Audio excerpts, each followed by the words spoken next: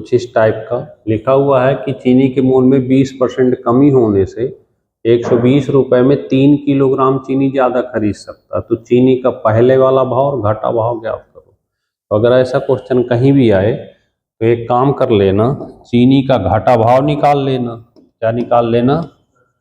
चीनी का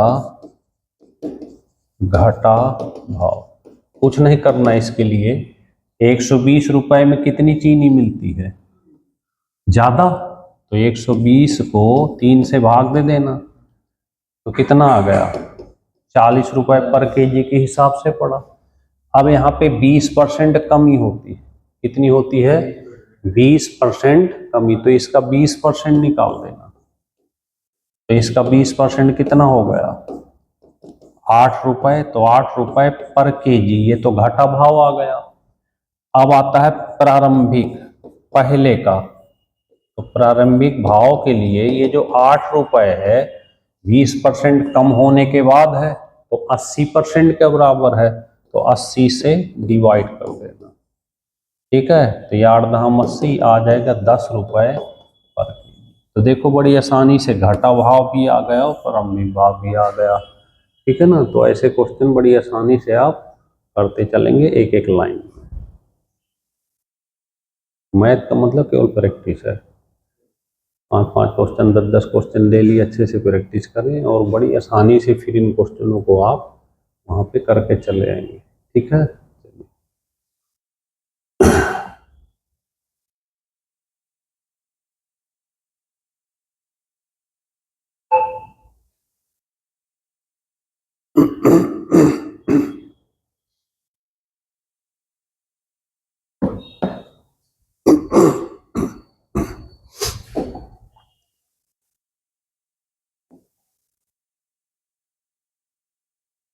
नमस्कार बच्चों, जय हिंद। देखें आज का इम्पोर्टेंट क्वेश्चन परसेंटेज से रिलेटेड है।